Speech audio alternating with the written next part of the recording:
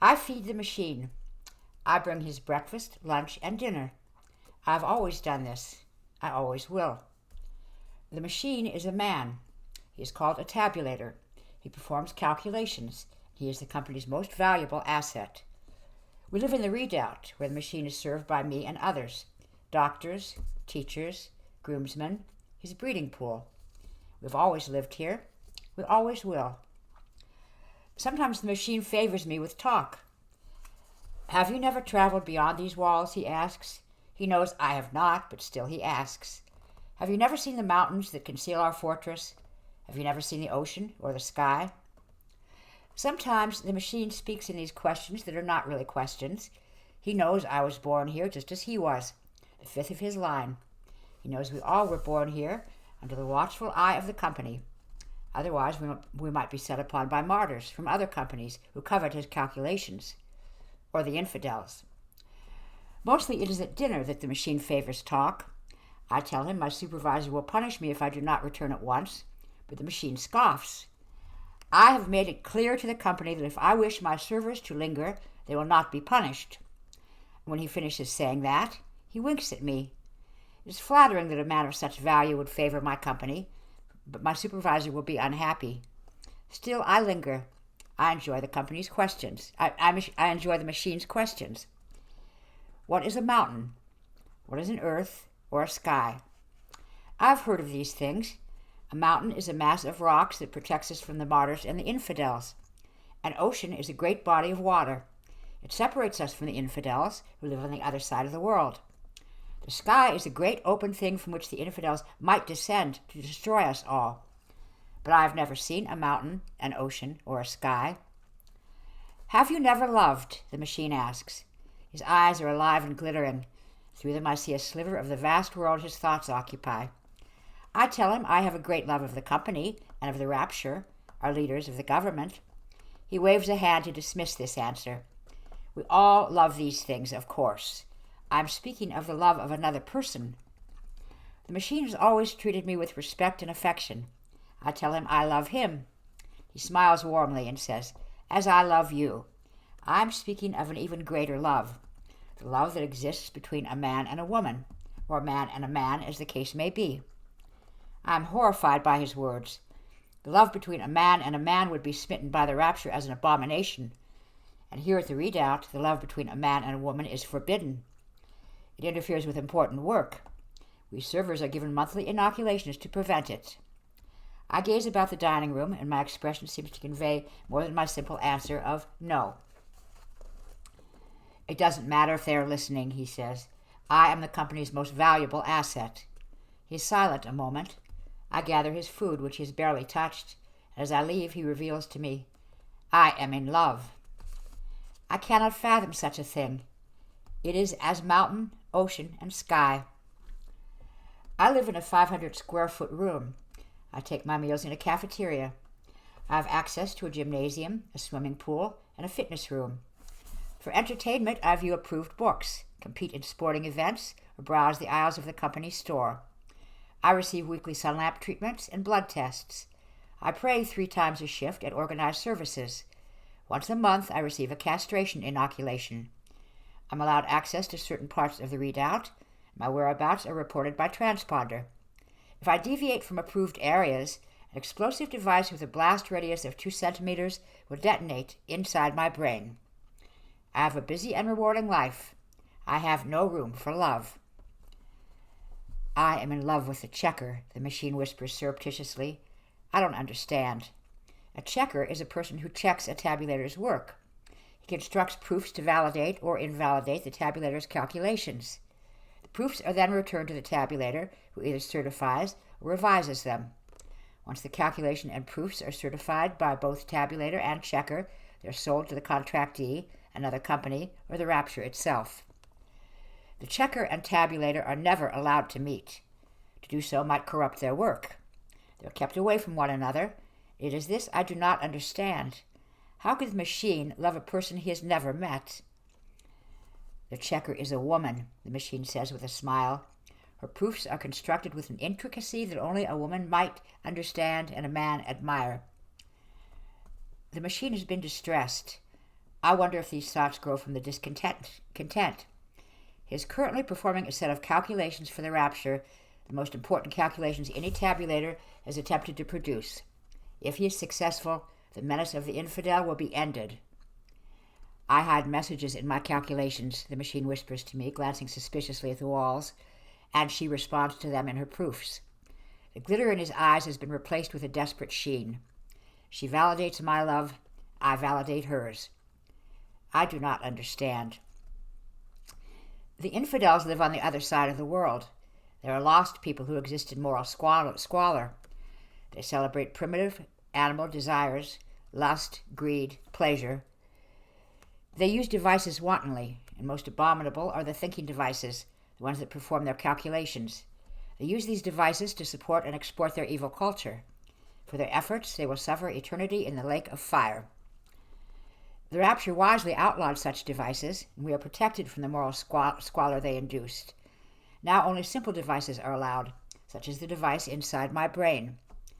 The infidels would decry such a device as an invasion of personal freedom, but human beings are born with only one choice, the choice to accept or reject the Savior. I made my choice a long time ago. I am free. I've asked the company to let me see her, the machine murmurs. They will refuse, and I will be forced to act. The room has become cluttered with papers filled with inscrutable markings. Pages are attached to the walls and bear the frantic formula of a genius who cannot write as quickly as he can calculate. I understand none of it, which is why I am allowed to see it. I'm approaching the critical juncture of my calculations, he says. He looks weary and perplexed. Perhaps he's encountered a problem he cannot solve. If they do not allow me to see her, I will be unable to complete their calculations. Had another person spoken these words, he would have been smitten as a heretic. To threaten the company and the rapture is unthinkable. But the machine is a genius. From him they seem words of uncanny insight, though I cringe to hear them. He says the very things we are told not to think. Let us hope they have the good sense not to retire us, he says, but I am not afraid. We will all be retired one shift and in some fashion. Should the machine fall from grace, we servers will be retired with a push of a button, the devices in our brains detonating simultaneously. Should I slip poison into the machine's afternoon tea, I alone will be retired. Not before I've been compelled to reveal the source of my corruption. Retirement is a fact of life. But the machine seems to value something more than his life. I bring the machine his breakfast. He's leaning back in a chair with his feet propped on the table. His smile is fat with glee. It has begun, he gloats. I've asked the company to let me see the checker. They have refused, so I've told them I cannot complete the orbital calculations for the rapture. I do not know what orbital calculations are, but I am familiar with the term blackmail, having been intensely studied in the dark arts of manipulation used by the infidels. I fear for the machine's soul. The company will distribute my work among the tabulators, and they will fail. The company will then be required to grant my request. I expect this will take a week. Meanwhile, let's eat, he proclaims, rubbing his hands together. Self-determination can give a man an appetite. He winks. My supervisor tells me I will not feed the machine this shift. Am I being retired? No, it is a company intercession. The machine is not to be fed until further notice. After 7 shifts, I am allowed to feed the machine. He does not look healthy. His skin is sallow and hangs from his cheeks and elbows. His hair is coarse and gray. He has the sunken posture of an elderly man. But his eyes are alive. The company has tried to starve me into submission, he says, eating only a little of this and that, as if his stomach were no longer capable of accepting food. But I will not submit. I'm a middle-aged man, and soon a thing like romance will be lost upon me. I am determined to solve this problem. If he were to receive castration inoculations like the rest of us, he would not be grappling with these feelings. But the chemicals might dull his ability to calculate, so the company refrains from giving them to him. They have promised to reconsider my request if I provide them with the first dimension of my calculations. I have agreed to do that. I will not, however, provide them with enough information to enable a second tabulator to complete the calculations, not until I've met with my sweet checker. I do not understand why this liaison is so important, but I relegate it to the body of arcane notions the machine sometimes shares with me. Perhaps I will understand it after I have seen a mountain, an ocean, or a sky. The machine is sobbing. The sound is terrible. I've heard it only once in my life, during a sporting event when a fellow server was injured and suffered great pain. The machine must be suffering great pain. I cannot place his oatmeal on the table because he is resting his head there. The company has said it will not consider my request to meet the checker until I have provided them with the second and third dimensions of my calculation. I don't understand. The company said it would consider his request after he provided them with the first. They lied, he says bitterly. For a moment my thoughts go blank. The company cannot lie. Lying is an abomination that would bring harsh sanctions from the rapture. They said they were revising the conditions of our agreement because of unforeseen circumstances. I asked them what these circumstances were. They said the rapture was anxious to acquire my calculations and had advanced their deadline. They said the risk of having the results tainted by my meeting with the checker were too great. And that afterwards such a meeting might be arranged. I know they are lying. This is the most vexing of all the new ideas the machine has shared with me. I truly fear for his soul. The company cannot lie. Truth is the foundation of our life here at the Redoubt. I will not submit, the machine says in an unsteady voice. Has he begun to fail? At my nightly prayer ritual, I ask that the Savior provide clarity of thought and moral guidance to the machine. My prayers are approved by the minister who presides over the service. He is a company man. He tells me the Savior will look kindly upon my request because the machine is providing an invaluable service for all who believe in the rapture. Later in my room, I wonder, should I have asked for my own clarity of thought?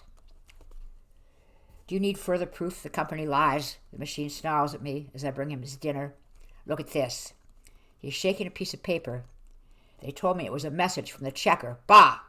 He does not offer me this piece of paper, which is just as well. I would not know what to make of anything written there. It has none of her personality or her insights. In every way it says nothing. An impostor wrote this. I struggle for a response.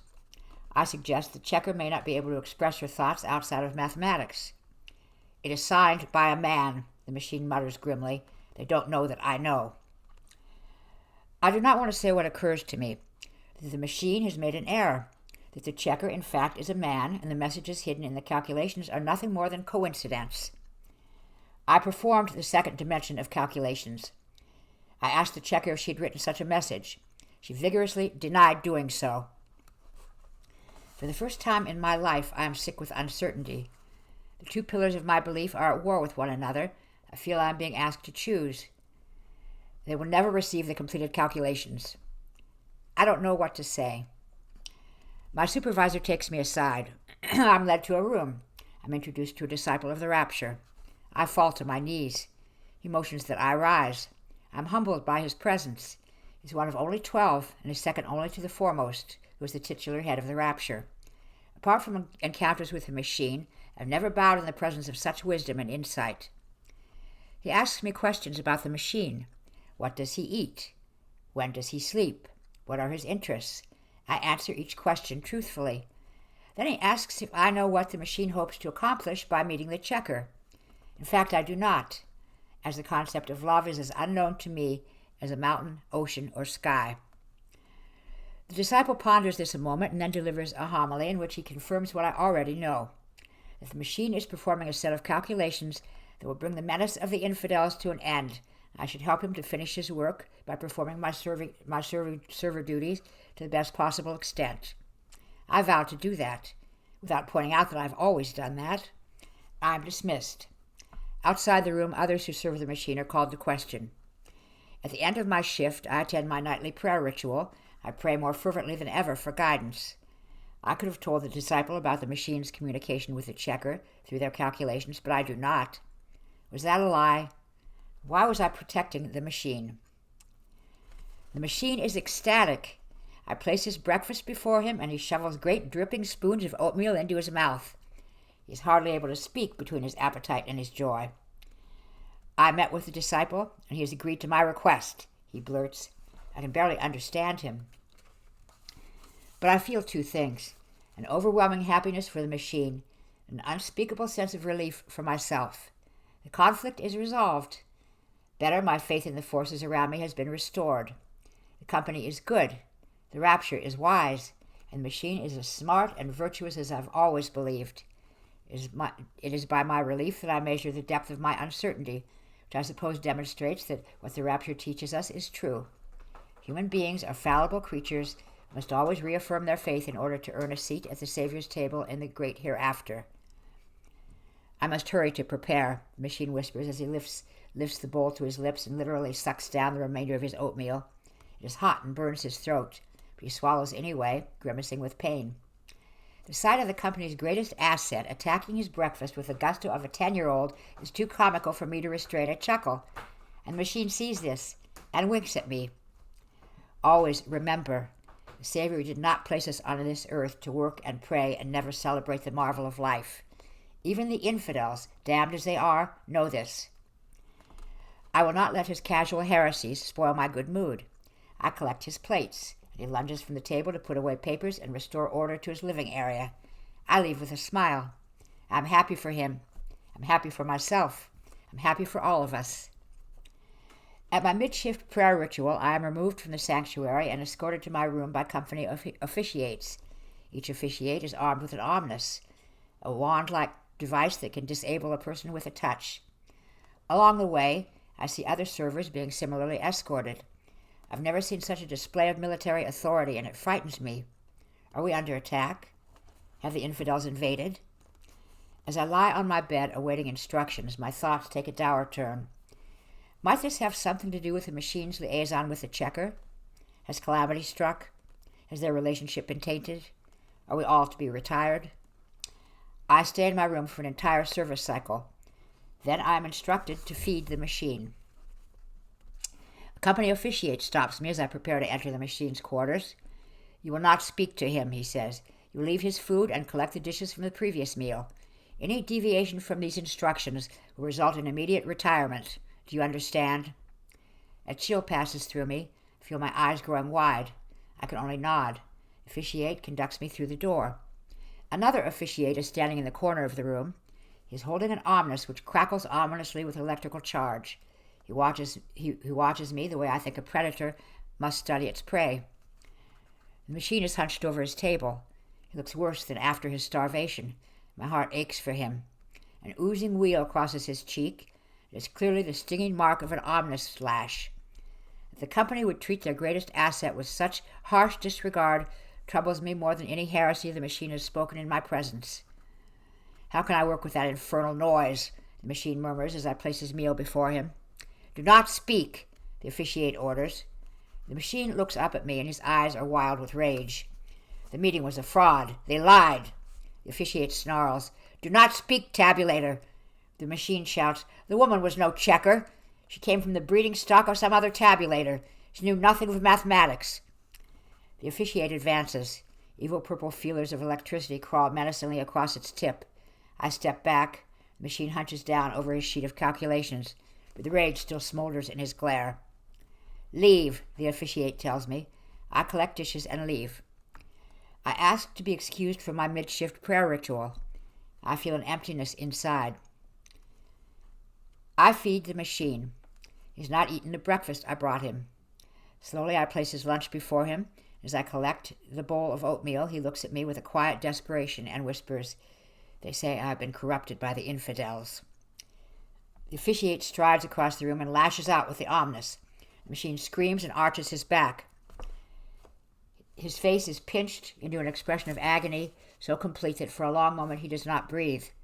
Then he collapses to the table, and the air gushes out of his lungs in a pitiful moan. I cannot stand the sight of it.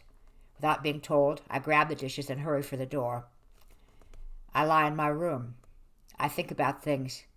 What is a mountain, or an ocean, or sky? What is truth anymore? I know the machine has not been corrupted by the infidels. Such a thing is not possible. We're all born here, the machine, the checker, and all the servers who make his life possible. We've never left the redoubt. Nobody has ever entered. The company made it that way to protect us from corruption and retirement. Each of us has faithfully executed his duties.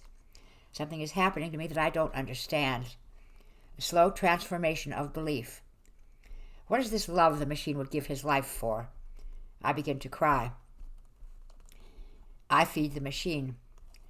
The room is draped in shadow with only a small lamp in the center of the table providing illumination. The officiate is a dark shape in the corner. The flickering of his ominous somehow fails to reveal any further detail, as though light itself would shun his presence. The machine stares blankly at an empty sheet of paper. He has not eaten his lunch. I expect he will have nothing to do with the dinner I brought him. He seems reduced, as if pain were sucking the bone from his body. I wish he would eat, but I know I cannot make him. I don't expect I'll be feeding him much longer. As I have always done, I carefully place the bowls and plates on the table, avoiding the precious sheets of mathematics. I remove the bowls and plates I brought earlier. I prepare to leave. As I do so, the machine slowly looks up at me. He says, "I want you to know something." The officiate comes striding across the room. The machine says, "I think you already know what I was going to say."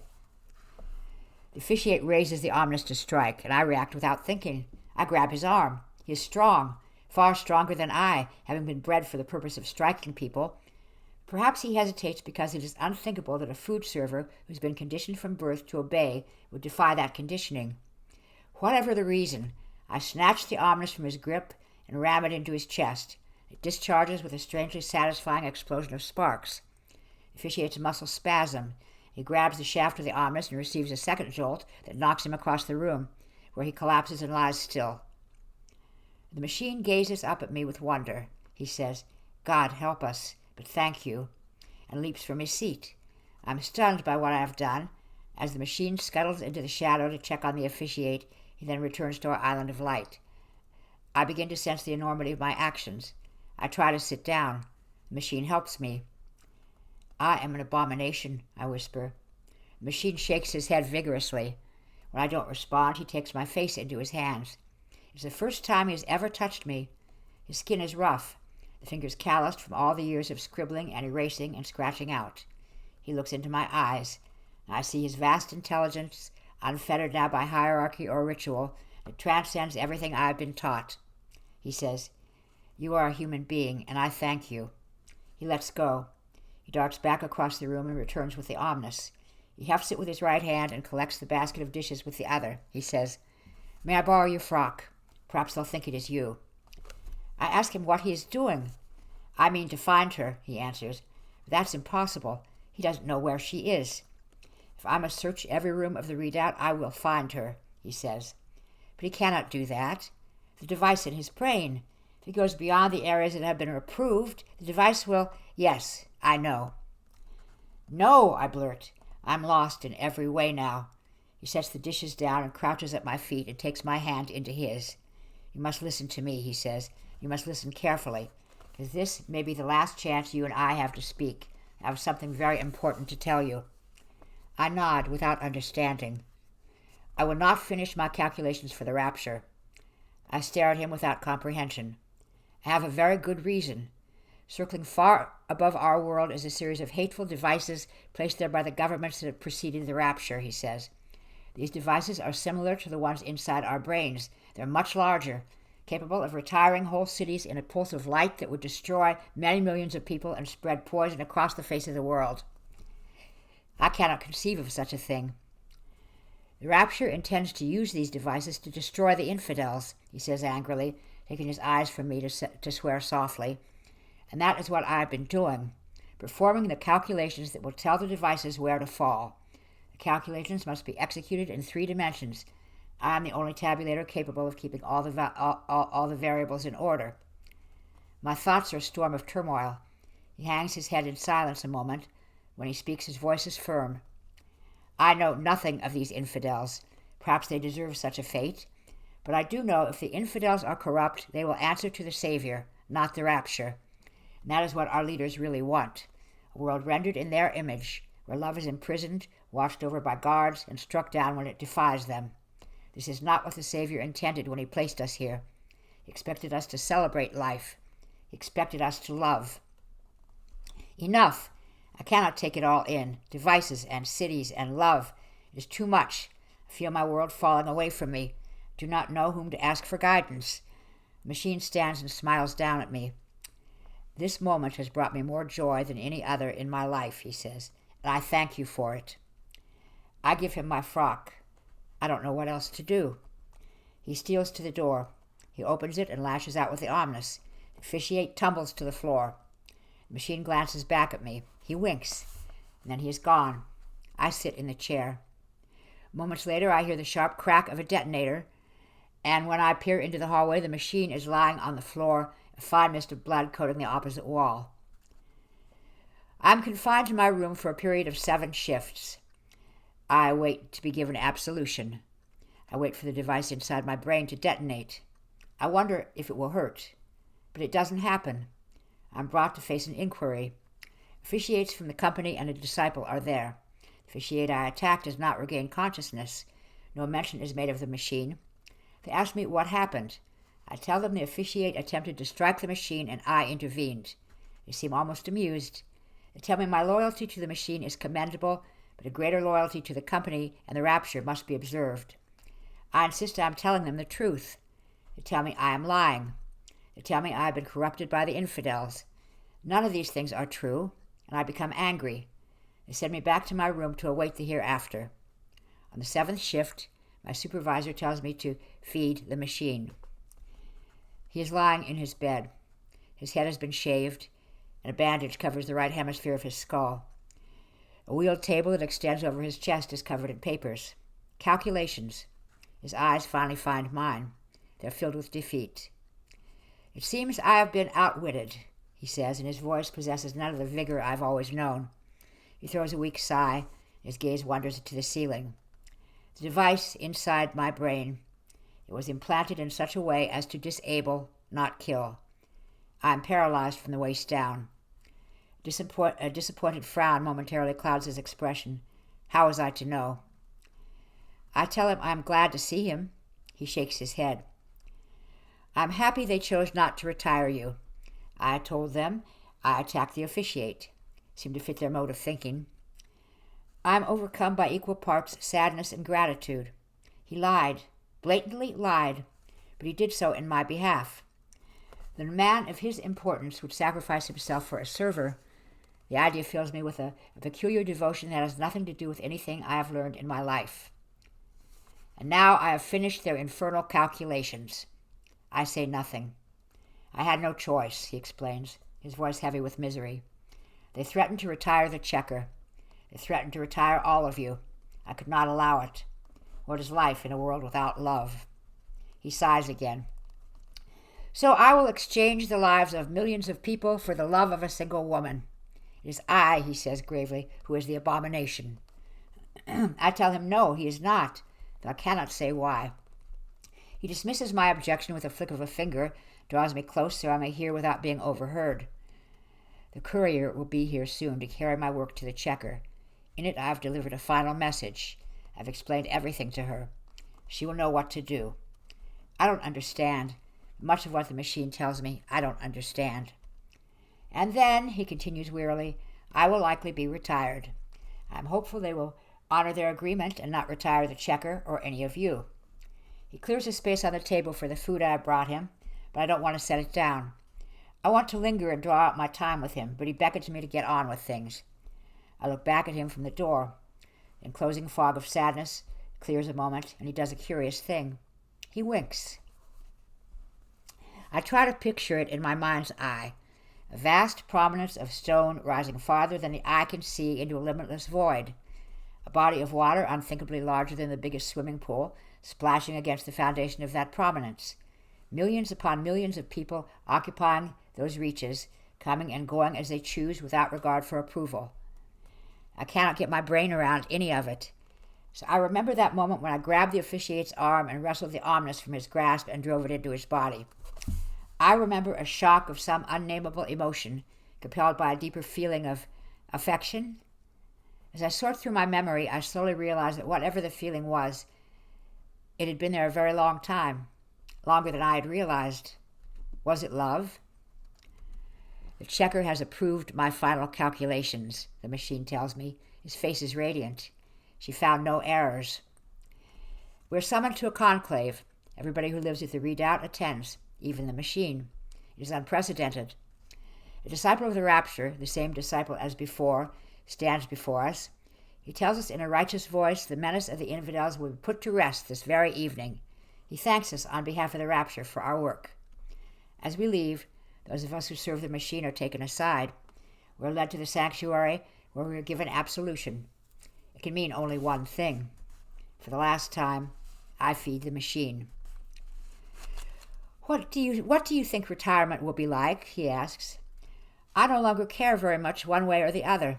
Retirement is a small issue, now that life itself is false. But I tell him retirement is a slow warmth that seals over the soul, followed by an awakening in the hereafter, where all questions are answered.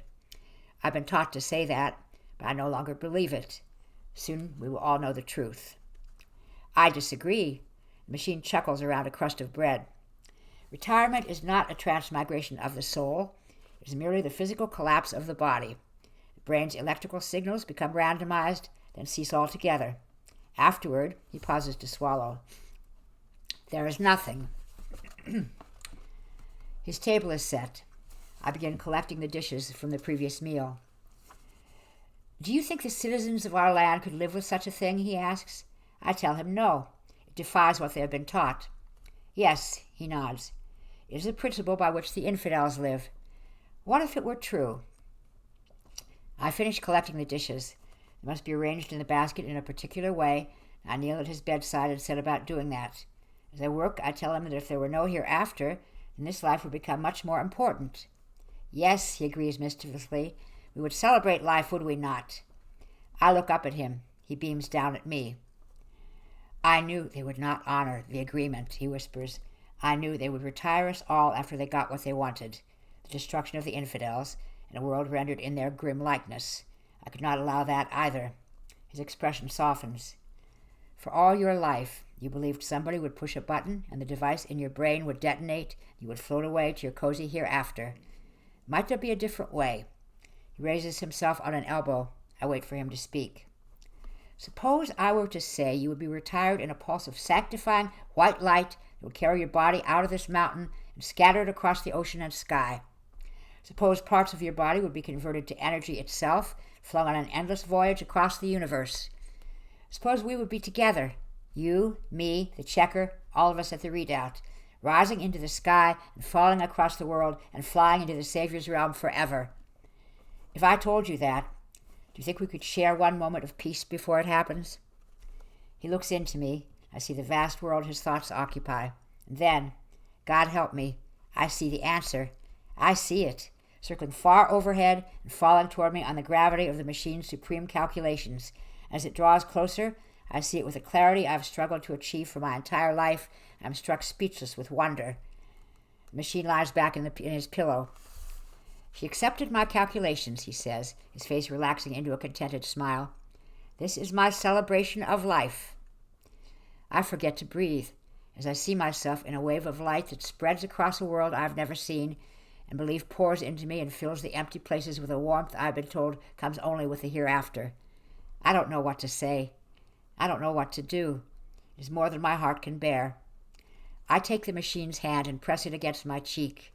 Flesh against flesh teaches me more than a life of instruction. And a miraculous thing happens. The hand is withdrawn.